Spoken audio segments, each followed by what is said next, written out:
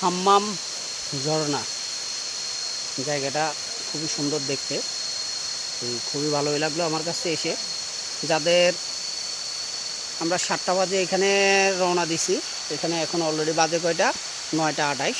এই ঝর্ণাটার সামনে অলরেডি হাইটা পৌঁছালাম। কালকে রাত্রে একটু বৃষ্টি হওয়ার কারণে পরিস্থিতি একটু তো আপনারা যদি চান এইসব জায়গাগুলোতে আসতে, যাদের হাঁটার অভ্যাস আছে, 3 ঘন্টা করে 6 ঘন্টা হাঁটার জন্য প্রস্তুত, মাঝে আমরা 2 মিনিট 1 মিনিট করে ব্রেক নিছি, কত একটু ব্রেক নিছি জাস্ট কী জন্য, একটু রেস্ট নেওয়ার জন্য। আর প্রচুর মশা, এগুলো আমাদের আমিনুল, সে এখানে আসছে। কীরকম ওপেনিংটা কীরকম লাগলো ভাই?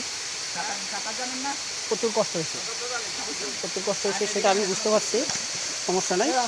তো সেটা হলেও যাই, আমাদের বাইরের থেকে আরেকটা ওপেনিং নিয়ে নিই। ভাই এখানে যে আসলাম, কতটুকু কষ্টের বিনিময়ে আসলাম? অনেক।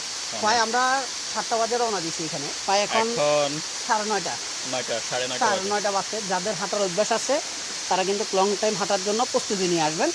আর আমাদের আরেক বড় ভাই, ভাইয়া কি অবস্থা এখানে আসার পরে আপনার ওপেনিং কি? খুবই তিক্ত অভিজ্ঞতা। আসলে আসার পরে একটা অভিজ্ঞতা হলো আমাদের, খুবই ভালো লাগলো। অভিজ্ঞতাটা আসলে সবচেয়ে বড় জিনিস, বড় জিনিসটা আসলে সবচেয়ে আনন্দময়।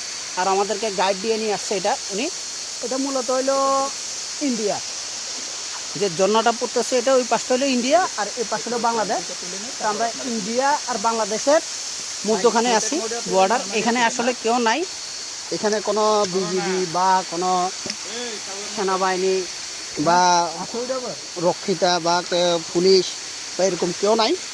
এখানে থাকার জন্য অনেক কিছু লাগে, বা ওনারা আপাতত এই মুহূর্তে কেউ নাই, বুঝতে পারছেন?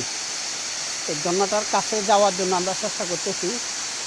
সেই ঝর্ণা দেখতে পাচ্ছেন অলরেডি। উপরে উঠা যাবে না, উপরে আমরা উঠবো না। উপরে উঠতে গেলে অনেক ঝামেলা, অনেক কিছু পোয়াই, মনে করেন যে উপরে যাইতে হবে, রিস্ক আছে। অত রিস্ক নিয়ে আমরা উপরে যাব না। আমরা এখান থেকে মনে করেন যে একটু ঝর্ণার এখানে যাব, যে একটু দেখবো কি বিষয় বা কেমনি কি, এ পর্যন্ত।